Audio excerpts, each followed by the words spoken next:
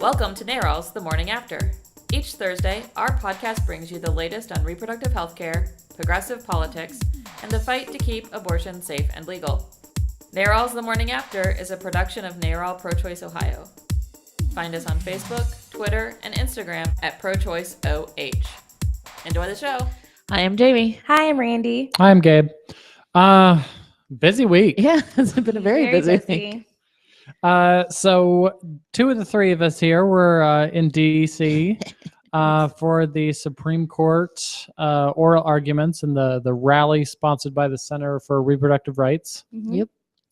CRR was very generous and was able to assist NARAL Pro-Choice Ohio in chartering a bus to take. We had 50 people on our bus, and I know there were several cars full of others from Ohio to join the rally during Whole Woman's Health versus Hellerstedt. The case out of Texas we've talked about before challenges various abortion restrictions that present an undue burden, an unconstitutional undue burden on clinics in Texas. If Texas wins, then it will create a legal precedent that other states are going to start using to look at how that affects abortion restrictions that have been passed by other legislatures. Yeah. So what do you think of the rally? I liked it. I had a lot of fun. There was a lot of people there from Thousands. all over. I was really happy. There was like a lot of different groups there. Yeah. You know, it was obviously, NARAL was there, Planned Parenthood was there, but then other groups like the National Latina Institute and URGE, and Jasmine, of course, with New Voices. So yeah, I thought it was like a really good, diverse crowd of people. My feet were starting to hurt, I'm not gonna lie. It was a long time, but it was good. And then I got a chance to go over to Sherrod Brown's office afterwards. So that was good. So I thought it was a good day and everybody had a good time. Awesome. Mm-hmm. Yeah. It was fun to watch from my office. Yeah, you got a seat. My toes didn't get cold. Everyone else was 4 hours on the pavement. So. It was very nice but it was fun to watch, and look at all the different speakers and really, see the great crowd. The New York Times, of course, the next day completely, ignored it. Yes. There were probably at least a 5-to-1 ratio of people supporting the clinics and supporting abortion access to the crazy people on the other side who don't. But the big above the fold front page picture in the New York Times was, of course, all the anti-abortion protesters at the court. Yeah, Exactly. Times, good job. And so now they have let out like some of what was said, and the notorious RBG was, laying it down. Oh yeah, like she always does. I thought it was really interesting. So they made the case that this is for women's health, women's safety. And then when she asked, well, how many women are going to be over 100 miles away from a clinic? And the Texas Solicitor General response was, about 25%. But, other women, they can like go to New Mexico because New Mexico doesn't have, but it's like, okay, so we have these laws for women's health in Texas, and your theory is that if we close all these clinics that are around these Texas women, then they can just go across the state to a state that has less egregious laws. Yeah. But why are you going to send them there if you're concerned for their safety? Like, that argument makes no sense. Exactly. Mic drop, done. Walk out of the room. You just killed your own argument. Like, no. Yeah. And she was joined by, Sotomayor did a really good job. Breyer popped in there too. Kagan was in there. All four of them really were, on point that day, talking about how, you say this is about women's health, but there's absolutely no evidence that being an ambulatory surgical facility increases health.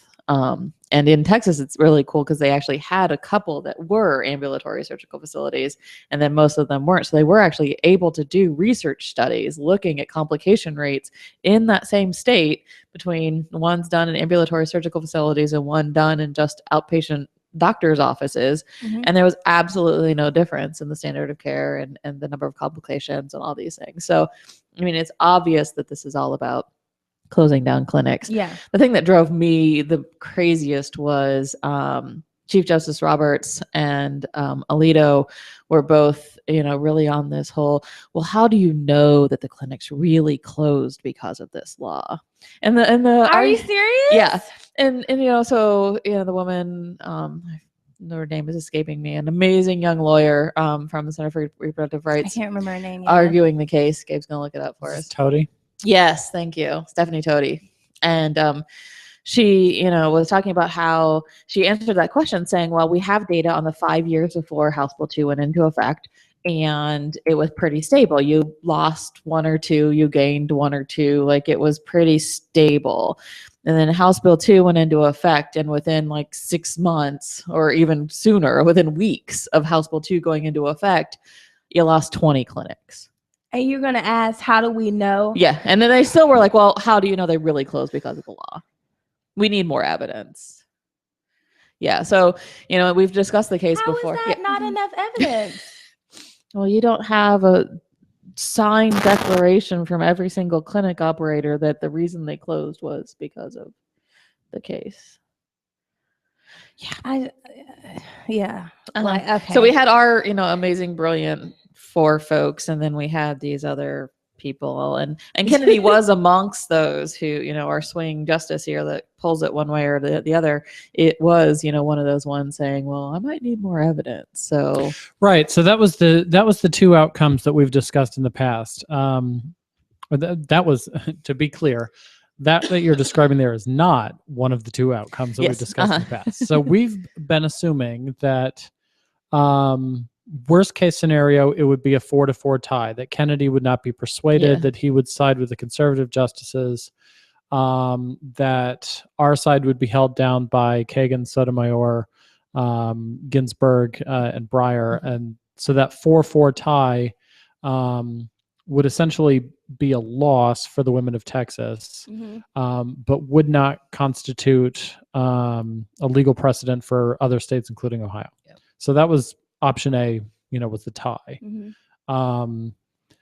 Then the other option is we just outright win with 5-4. Yes. Kennedy joins our side. And then actually 5-3 with 5-3, right.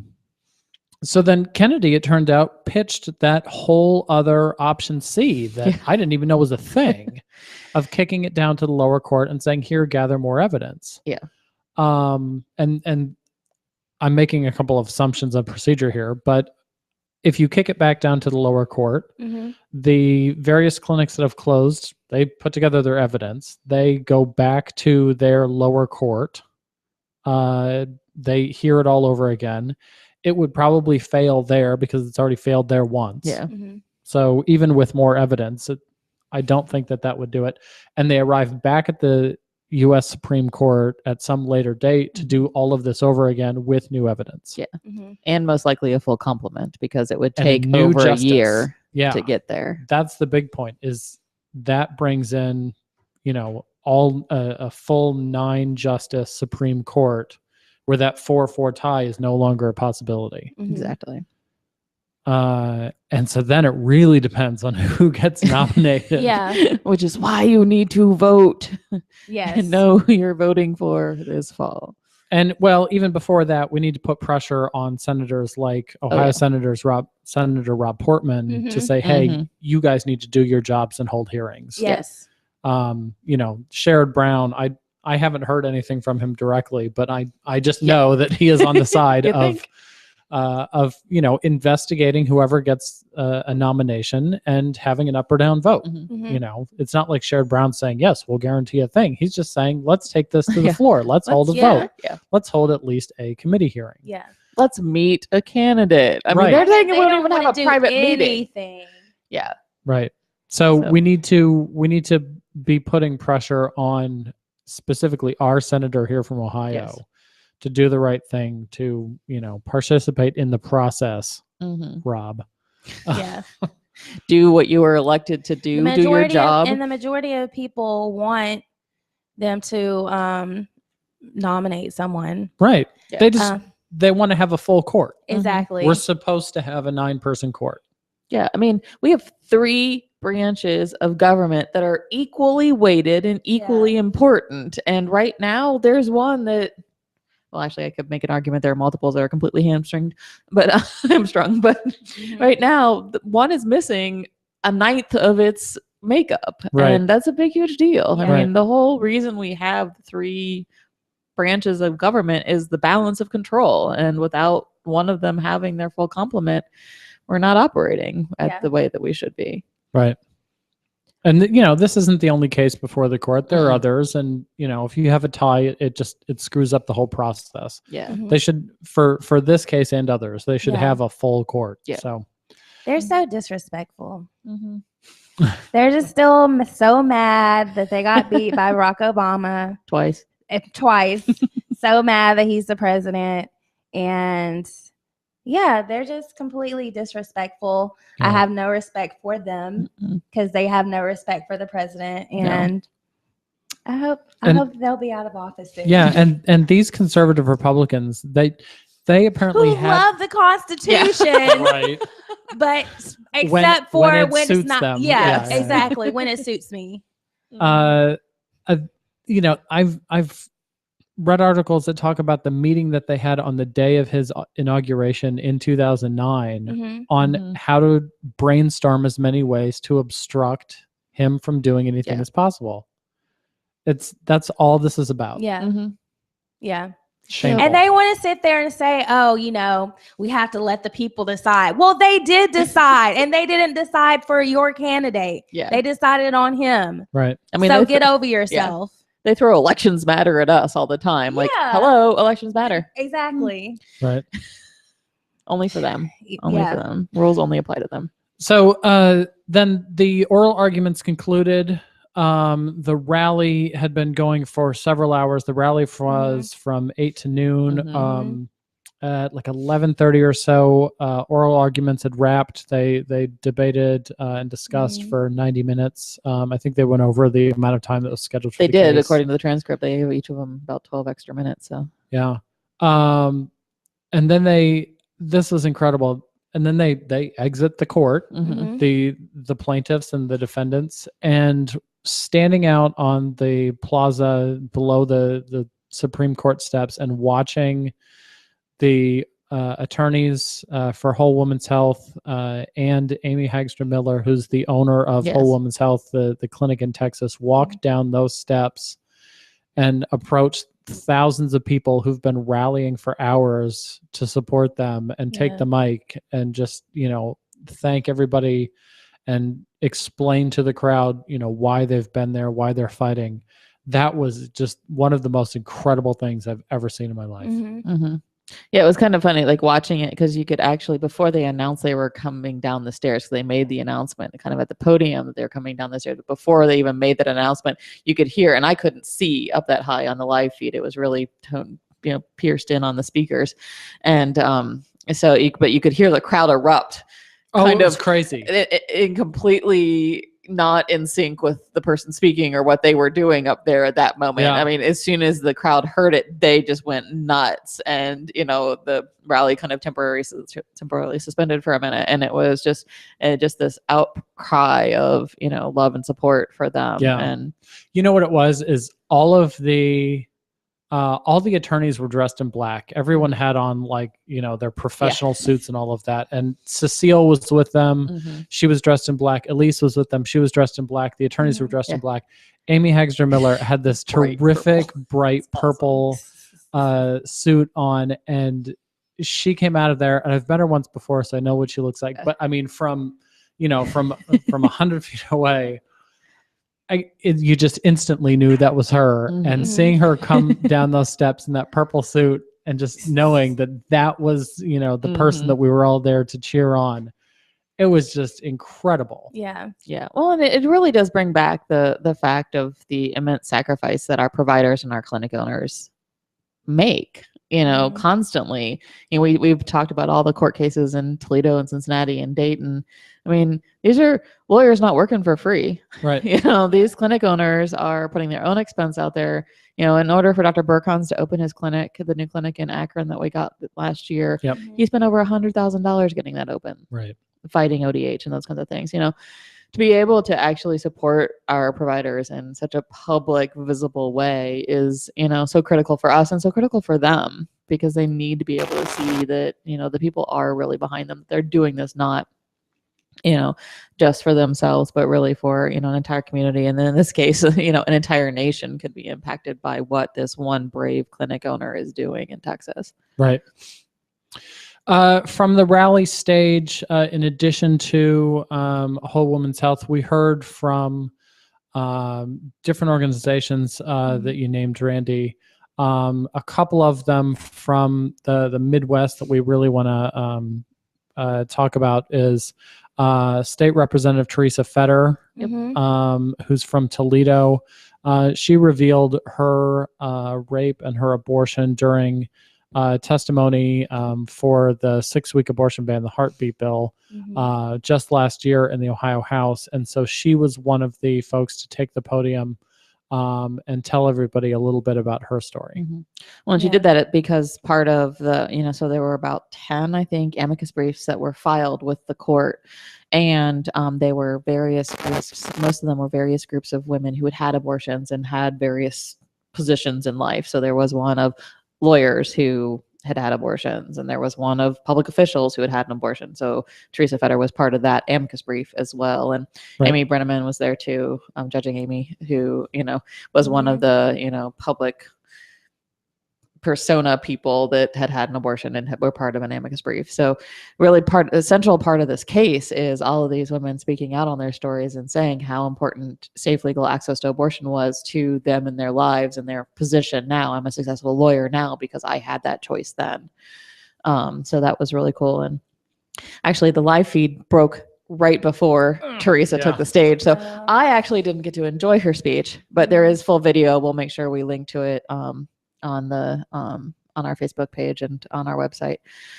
There's full video of the entire rally if you want to watch all 4 hours, or you can skip to Teresa Fedor, who was about halfway through in the 10:30. I think that part of the video is screwed up. We're gonna have to find actual recorded video. Oh yeah, because it was video of the live feed. Crap. So yeah, you can't watch it. Sorry.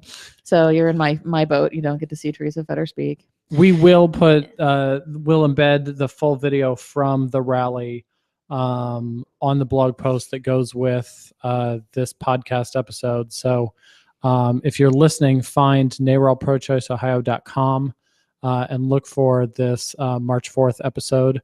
If you're watching us on YouTube on our blog, just scroll down. So Fedor was awesome. She spoke, and standing beside her was I think I was able to squeeze 5 people up on stage with her. Some signs that were made by our fabulous Annie Kroll in our Cleveland office, huge OHIO signs. And then another one to the side that says, Ohio loves Teresa Fedor. I mean, just an amazing, huge visual. It was everybody know visual. Ohio was there. We stood there, and I mean, up beside that stage, it was like a sardine can of people. I mean, it was, had a fire marshal been there, he would have made everybody get out of the way. It was, you were just crammed in as tight as you could be. Everybody with our group was holding these huge signs. So they're like trying to not get their sign crushed. I was sort of standing towards the front of the group and trying to communicate with the people doing stage direction, like, hey, I've got Fedor here. Where are we at in the lineup? Making sure that she was in spot. We had to figure out exactly which people with the signs were going up kind of before Representative Fedor and after, so that, she would end up kind of in the middle of them and not have everybody off to one side. It seriously took us like 3 times to make sure that we spelled OHIO instead of OIHO. I was really impressed. I was thinking as I was watching it of the 500 ways that OHIO could have been spelled wrong, and was very, very happy that it was a perfect visual up there. No, there was a collective of all of us like, we got to make sure we get the right order, because in your mind you think, okay, send them up, OHIO, which would then read left to right backwards. So we had to like switch people, and then it was, do we take that extra sign that says Fedor, Ohio loves Fedor, and do we put that first, which then might make the signs fall off the edge of the stage, or do we put that person last over to the edge? So we were able to get that done. It was perfectly coordinated Yes. on the video. The pictures so good look work. great. Yeah, so we shoved them all up on there. I ducked for cover and scooted off to the side to get out of there so I didn't get trampled. Oh yeah, I was nowhere near there. It was so tight getting up there. And Representative Fedor, she was so proud of her hat. Her hat was terrific. It was amazing. The official rally colors were eggplant and yellow, which was the CRR colors for the day. And she had this hat. She called it her suffragette hat. It was a perfect suffragette hat. It actually took me a minute once I started seeing pictures. I was like, where's Teresa Fedor? Because the hat really does kind of, you know, her hair is very obvious. You know, being around her, I can usually pick her out of a crowd, but the hat, you know, kind of hid enough of it. I was like, is she even under the hat? Yeah, with the hat, she kind of looked like Daisy from The Great Gatsby. Yeah, she did. I mean, it was an amazing hat. Yes. It really, really was. So she did awesome. And then the other group from Ohio, there were several different like college students that stood up from Ohio. I heard from Wright State, from University of Cincinnati. Super proud of all of them. Kids from Otterbein, folks from Cleveland.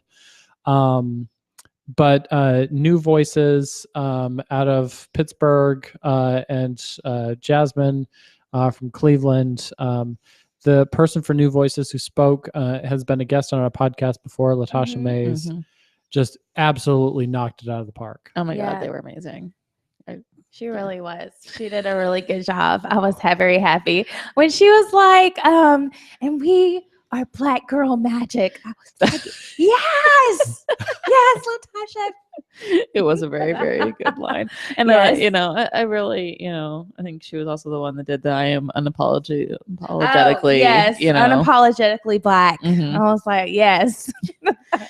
Yeah. And Jasmine with her sign and her amazing, like, Black Panther activist hat and her sunglasses. Her aviator shades. Oh my God. It was just, it was perfectly fierce and badass. Yeah. Like, it was very fierce. Yes. Well, and it's funny compared to, you know, what I've heard from our people who were holding the OHIO signs up there, like that it was really, really windy. It was very windy. Several of them were like, I was like literally holding onto my sign for dear life, hoping it didn't blow away. And like, then you look at Jasmine's picture and like, she is just up there. Yeah, and it's like, totally the picture of strength. Yeah. Just like, holding my sign. And it didn't look like it was taking any, like, so our people are like, and Jasmine's just like, and it was pretty fabulous. So yeah, they were really, really amazing. Yeah, she did a really good job speaking. It was awesome being there. There was actually a lot of people there.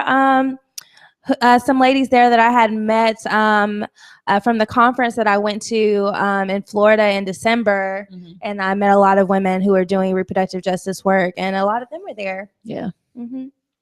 Cool. Yeah, terrific groups from all across the country. I, of course, have the awkward misfortune of being the only redheaded guy that I saw the entire thing, which makes me very visible. And people were coming up to me and saying, "Hi, Gabe," and I'm like, "Hi, friend that I've met." Yeah, it might have been like, Kelly, it's just obvious. You can find our Ohio people because you can just find Gabe. He's the only 6 foot tall redhead. They'll be Yeah, it was for me the worst case of, you know, trying name that person, and because everybody remembers the tall redhead, so it's not hard to remember Gabe. But yeah, Gabe. But yeah, I mean, there was tons of people that, you know, I know all of us have met over the past years of working with colleagues from other states. So it was really, really cool seeing people from everywhere getting together and showing support for the clinic in Texas.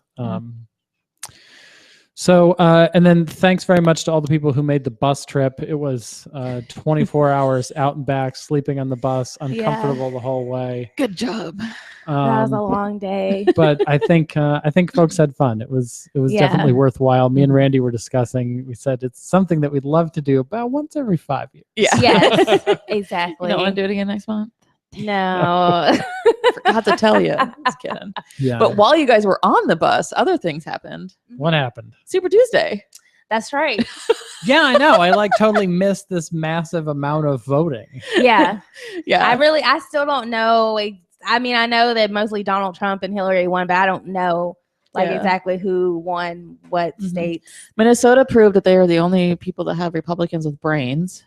Who Okay. did they vote for? It was Rubio, Cruz, Trump in Minnesota. Oh, Minnesota okay. went Go for Rubio. Minnesota. Good job. The first state Rubio's won. Right. Massachusetts weirdly put Kasich in second. Hmm. And oh wait, no, maybe he was third. He was second in Vermont. And really close. Like it Right. was He's- Trump 32, Kasich 30. Like Yeah, it was Wow. he's really, still really close. milking some of that effort that he put into New Hampshire. Yeah. I think it's Mhm. New England, work yeah. that he did. Mhm. Yeah. Well, Uh, and New England Republicans are not Sure. South Carolina Republicans True. Right. or Texas Republicans. Right. So Cruz did take his home state and then also bled into Oklahoma. So Yep. Oklahoma went Cruz. Texas Oklahoma went was Cruz. weird because Oklahoma had Cruz and then Bernie. Bernie. Mhm. Yeah. So Bernie got Oklahoma, which I'm very surprised by that. I don't see Oklahoma as being a Yeah. Bernie state, but okay. That was Maybe weird. the few Democrats that actually managed to survive in Oklahoma, which I can say because I could- was there yeah, last I can week. imagine them being very extreme. Yeah, because like, they are there. mhm. That's true. I wonder if that kind of pushes you over the edge on wanting to be more progressive on that end. Yeah. But Yeah. yeah, so Oklahoma, Colorado, Minnesota, Vermont, of course, because if you Right. don't win your home state, you should just leave. Message to Except for Rubio Marco and Rubio. well, they haven't voted yet. So Rubio and When is Kasich will Florida have their voting? on the same day we do. I think. Oh, I think it's the 15th. Okay. Googling that now. Yeah, it's not next Tuesday. I know that for a fact. I think it's with us on the 15th. Okay. But so I think Who's those were voting the- next Tuesday? Oh, now you're asking me questions. I don't remember. Gabe. I'm Yeah, looking Gabe will look it up. up. So yeah, so Hillary, I think both Hillary and Trump won 7. Florida for both Democrats and Republicans is on March 15th. That's what I thought. Okay. So Florida, so Cruz and Rubio and Kasich will have their reckoning day. Mhm. Michigan goes next week. I do know that much. Kasich's made a big, huge play for Michigan as one of Yep, the he really Midwest wants states. to have a strong showing in the Midwest. Yeah, but I Um, think Trump is still winning by like 30 points in Michigan, which totally makes sense. I mean, Michigan has a huge like militia presence, and Right. that whole up north area of Michigan is just like leave us the hell alone, just go away. Oh, okay. I would have guessed that. Oh yeah, there's a huge like Michigan militia, don't tread on me kind of population, especially in northern Michigan, Oh, Yeah. okay. especially Yeah. the Upper Peninsula because it's not actually really even connected to Michigan by land. Yeah. So Super Tuesday, small surprises, but no big surprises. No, Yeah. in general, the two that we thought would win the majority won the Yep. majority. Ben Carson dropped out. Well, not Kind not of. officially. He said he wasn't going to be in the debate, and He's not didn't going to see be in the a path election, forward. so yeah, we'll just say exactly. he dropped out. I think they said that he's supposed to talk more on it today, actually. So maybe he'll drop out today. It could have happened, but we don't know because we're not watching the news. Yeah. Part of him dropping out, downsizing, suspending his campaign, whatever, Yeah. meant that he wasn't in last night's debate. Yeah. It's not going to be an ATM anymore. Yeah, right.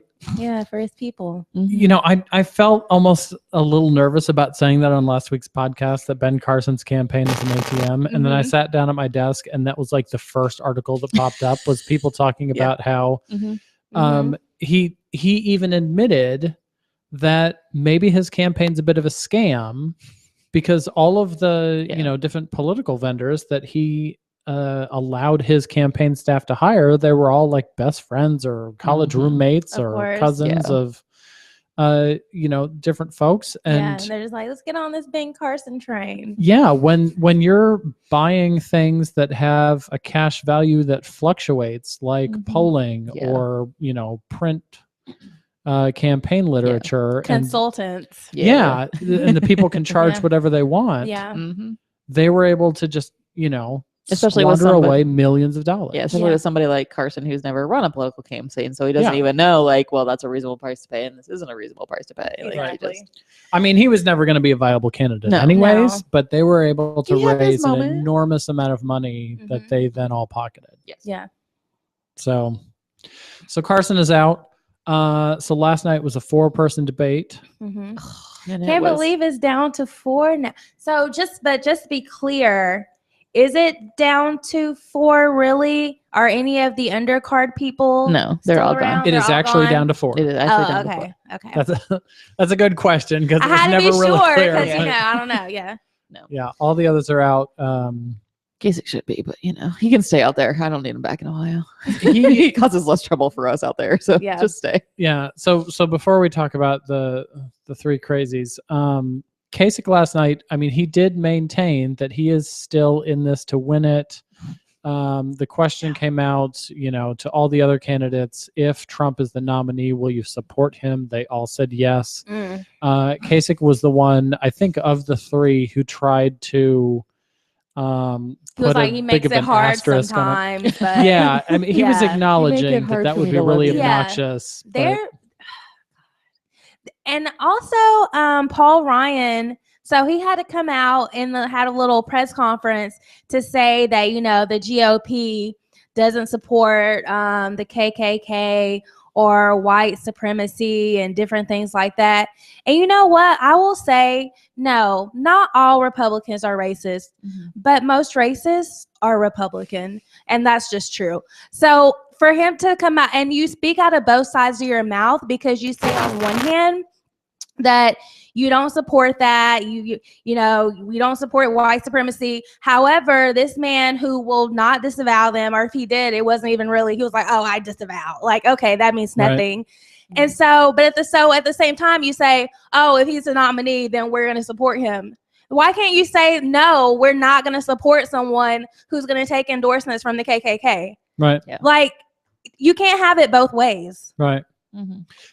So that was one of the questions that came up last week, and then it was re-asked again during the debate. Yeah. And people on Twitter were like, "Oh my God, I can't believe that this is a question that needs to be asked." Yeah, exactly. And it actually does, because people have been looking back at the Trump family history. Donald Trump's father, he was a New York landlord. He was the subject of a lawsuit because of race-based evictions. And there are people that are saying that Donald Trump's dad did have direct ties with the Ku Klux Klan.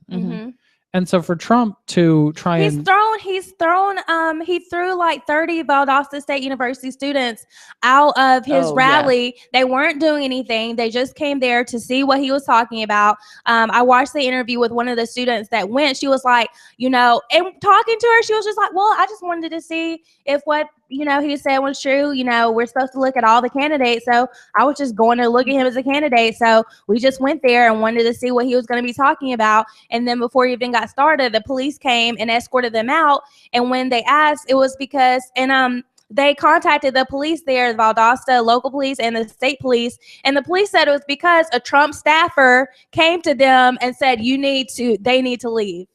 You need to kick them out. And they weren't doing anything except being there and being black. Yeah. And also the woman in Louisville got kicked out as well. Well, and I think she got like the crap beat out of her too. Yeah, she was like yelled at and like pushed out, and she wasn't doing anything either. So this is not just anymore, oh, funny, haha. I saw a tweet that said, oh, this is really funny. It's like about Trump. It's like white people about Trump. Oh, I'm going to move out of the country. Ha ha ha. Black people about Trump. I'm legitimately scared for myself and my family. Like when you have that and you have someone and the police have to work with that person to also kick these people out that weren't doing anything, like that's not okay. But that's what they are. That's the party that they have, cultivated because they don't like Barack Obama. And that's what they have now. And now they're saying like, we don't want him, but that's the party you created. Yeah. Well, I was watching, I think CNN this morning, and they were talking about how, they had 2 people up there, of course. And, one of them was trying to say, well, Donald Trump doesn't represent the Republican Party. It's like, he's winning all the votes. Yeah. Right. Exactly. People are voting in a Republican primary for this person. So unless you have a totally different group of voters out there who, we don't know about, right. or don't actually exist. These people are saying, I'm a Republican, and the majority of them are voting for this racist idiot. Yes. I mean, that's kind of what voting means, is you're selecting the person you want to represent you. Exactly. Well, and the crazy part is they were also talking, and I've heard a couple of interviews now. I think, can't remember what show I was watching, but he was talking about how, now that some of the Massachusetts and those kinds of places, like some of these more rational Trump supporters, not the ones that actually believe we should kick all the Muslims out of the country or actually believe that we're going to get Mexico to pay for this wall. And they're like, oh, I don't believe any of that shit. Like, I don't believe anything that he says, but I want change. I want change. We want to disrupt the norm, and he's the one who's going to do it. And really, it was really interesting too, because they were talking about how, we've kind of cultivated this culture where all politicians lie to get elected. Yeah. So this is just Trump's version of lying to get elected. Yeah. Just like everybody else saying they're going to do X, Y, and Z, and then they don't do it. Mm-hmm. Well, we're just going to dismiss all this really crazy ass shit. Yeah. And say that I'm going to vote for him because he's going to shake things up. Right. I don't actually believe what he believes, but he's the one who's going to shake stuff up. Yeah. That's really that is sorry. It's just not okay. Yeah. Yeah. I'm like, when you say make America great again, make it great again for when was it great for everyone? Where are we going with this? Where are we going back to? Like, yeah, we need to know. Make white America great again. I think is actually what Trump's little hat should say. But at the same time, it's kind of like, I don't know. He's like an enigma because I feel like on one hand, yeah, he's saying all of this really crazy, racist, sexist, xenophobic things like he should not be saying. But on the other hand, he himself, he's just playing to like those people's fears and what. Oh, yeah. But I don't think that like in his core, he doesn't have one. I don't think he has like a core set of principles or beliefs. I think he only believes in himself and his popularity. And so therefore I'm going to say whatever you want to hear right now so that you'll clap for me and vote for me. But so I'm like, I don't know what to think about him. Because he actually believes in anything. Well, the other big piece that somebody was pointing out that I was listening to recently was talking about how, the Republican Party is all about how the executive should not have too much power. All these executive orders that Barack Obama is doing, all this stuff is not constitutional. He shouldn't be doing the Dreamer stuff. He shouldn't be doing any of this stuff because it's taking too much power in the executive. And then there you have Donald Trump winning these Republican voters saying, I'm just going to get rid of the First Amendment. The press, like 10% of them are okay and the other 90% are assholes. So I don't like them anymore. So I'm going to shut the press up. And we saw that with this Secret Service guy choke holding a member of the press this week at one of his rallies. I mean, he was a little mean to the Secret Service agent, so he wasn't completely without fault, but like he didn't deserve to be thrown to the floor and choke hold him. But the Secret Service have been tasked by the campaign to police the press presence. They have a pen, which is not what the Secret Service is there for. No, they have a little pen, and if they like walk outside of the line, they're supposed to be taken out. Yeah. And that's what happened. So, like they've got this guy saying, I'm just going to get rid of the First Amendment and I'm just going to do this and I'm going to do that. And if the Speaker of the House doesn't go along with me, I'm just, he's going to have a price to pay. And like, what does that mean? Yeah. Paul Ryan had some choice words for that. But, so you've got this guy who's running basically on, I'm going to be a totalitarian dictator when I get up there. And all these Republicans who supposedly don't believe in executive power are like, woohoo, he's awesome. I'm like, I really at this point it seems like there's nothing he can do or say for the people who are just like die hard like Donald Trump. Like literally, like he said, he could go out and shoot someone and they would be like, well, he had to do that. Well, he hit a new low last night. Yes. And we'll find out because there's been so much talk. The campaign trail has turned really just in the most absurd, fairly disgusting way. It's like a high school boys' locker room. Yeah. It really is. It is. So Marco Rubio has been doing the best he can to stoop to Trump's level. It's difficult for even Marco to get down that far. But so he's been talking oddly about Trump's hands. And so Rubio has been making this thing as part of his speeches as he's been out making appearances, talking about how Donald Trump has small hands. Apparently it's something that for quite some time, people have noticed that Trump is insecure about his hands. I don't know. And so then Marco has been making the joke about, what goes with small hands. The punchline kind of unsaid being that, if he has a small hands, he must have a small penis. Yeah. So then Trump on the debate stage last night basically said, he didn't use the word penis, but he basically said that other thing, you don't have to worry about it. There's no problem. Yeah. Yeah. Like, really, we don't want to know. Oh. We don't care. These are the people, like, I don't even know what's happening.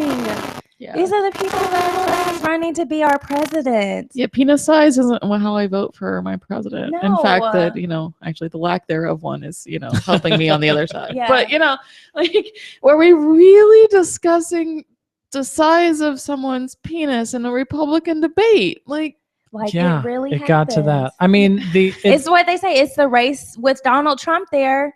It's the race to the bottom. Yeah. See who can be the Mhm. most, like, disgusting and vulgar and just totally, like, classless. Like, I mean, policy aside, why are you going to vote for someone who just doesn't even have, like, any class or tact about themselves and just talks people? And, like, why are you going to vote for somebody to represent your country?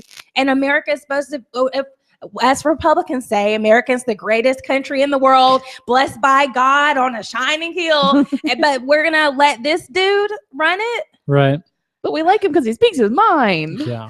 Yeah. I mean, it got to the point where the only thing lower would have been had somebody actually thrown a punch. Yeah. Yeah. And I've been Or waiting they pull for their it. pants down for real. Liz Winstead had the absolute best tweet of all of it. She tweeted, "Well, do you know what you know what they say about people with small hands?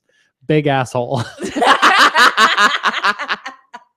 Liz Winstead was just on Yes. fire last night. That was perfect. That's good. Oh. Yeah.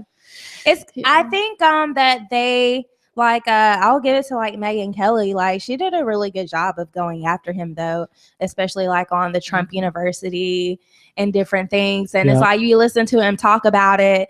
At first he's like, oh, well, 98% of the people loved it. We had this grade rating, which they didn't. They had, like, a D-. But even though he says, no, we have an A.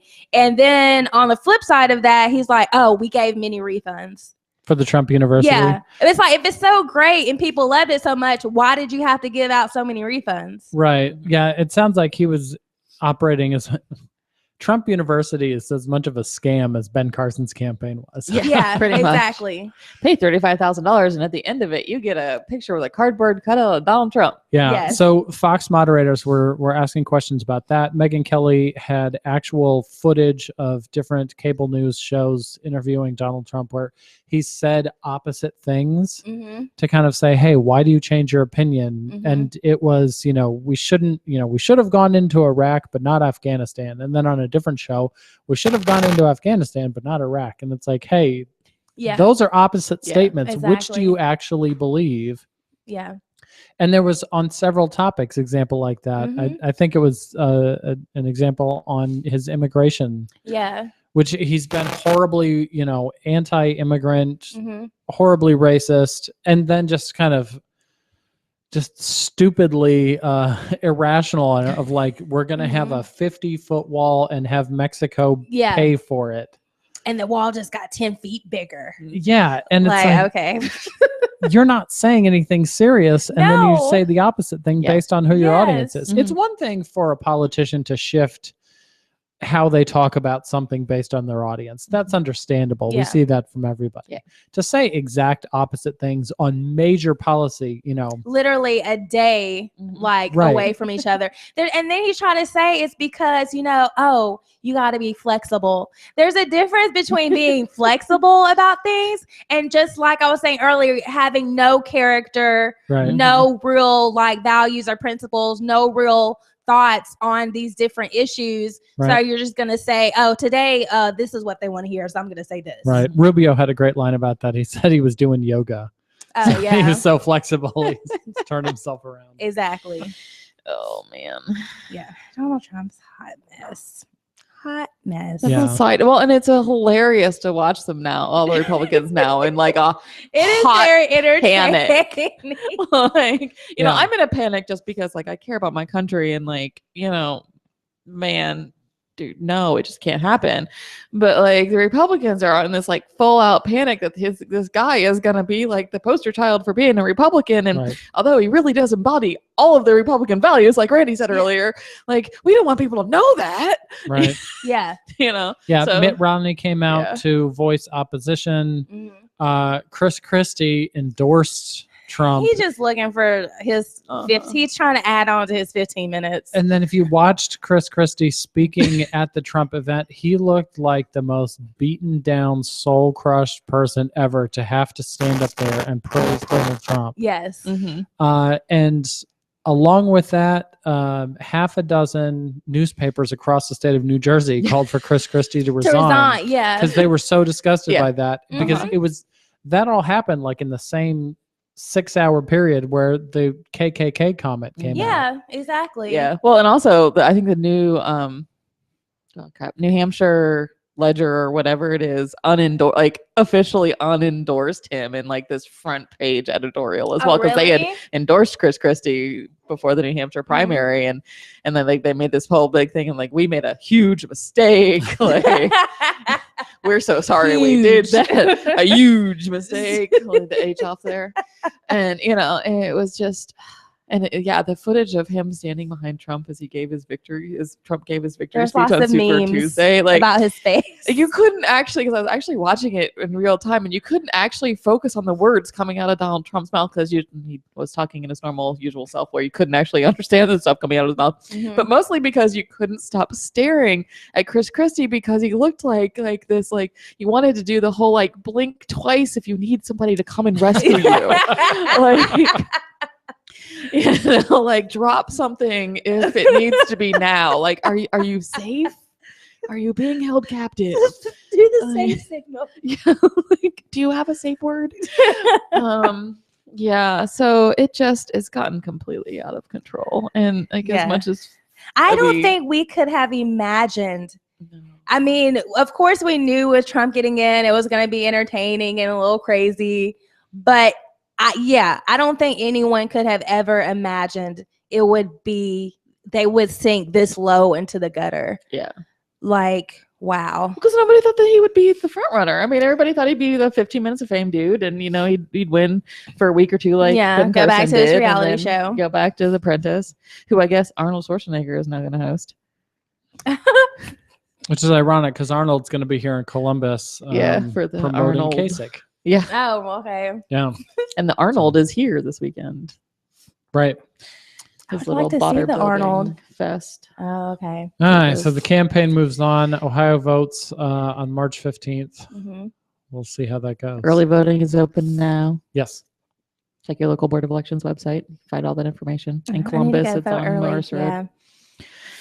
So in other racist, ridiculous news, Randi. Sad news. It's a sad day, everyone. Sad day in Nerdland. A sad day in Nerdland.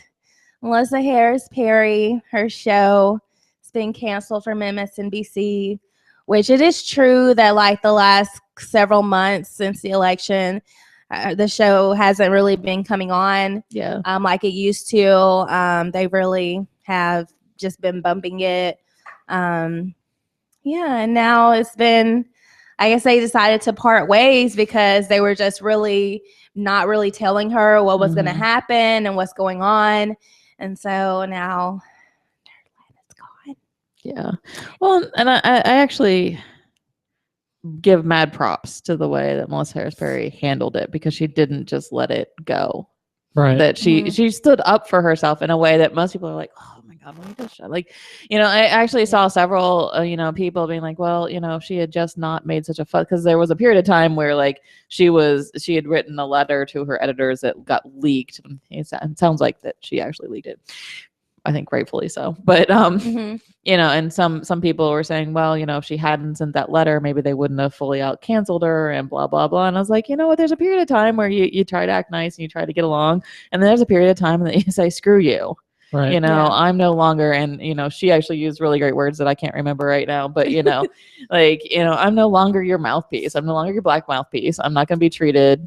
Yeah. She made a big statement talking about how she wasn't going to be, I can't remember the exact words she used, and I don't want to put words in her Okay. mouth. Gabe's gonna look it up, but and then and it sounded like they had a couple of days of negotiation, and then when they really couldn't come to any sort of standoff, any kind of understanding or agreement or anything, she just let it all go, and that's what really needs to be said. I mean, we talk about how racist and everything the Republican Party is, but we see within progressive movements and progressive They've organizations, really we can changed. be just as exclusively white. They have really changed. It's like people have, because I still watch it every day. Like I'm obsessed with watching. I watch till like 1, 2 o'clock in the morning when I need to be going to bed, and Minnie's like, "Why are we still up?" But yeah, I didn't notice until like I was, after this happened, I've been reading articles, and then I kind of been paying attention a little bit more. It's like, it's true though. A lot of the, black and brown commentators and hosts, they like Jose Diaz-Balart. He used to come on at 9, but he hasn't been on there can't remember the last time he was on there. Joy Reid is on there sometimes, but not really. And so a lot of them have just been kind of thrown to the wayside for all these other new people who are like, where did you come from? Like, yeah. And it's kind of crazy, and people making the point, you're about to have the Florida primaries. He was based in Miami, but they're not asking him. Melissa Harris Perry is a political science professor, PhD. Brilliant political science professor. And you're not asking her to do any of these shows about political commentating, but they brought back Brian Williams to do it, and it's like, you brought him back to do it. Why didn't you bring back any of these other people to help do it? So it was a big old mess, and they need to get things straight. Exactly. Get it together. MSNBC, we're watching you.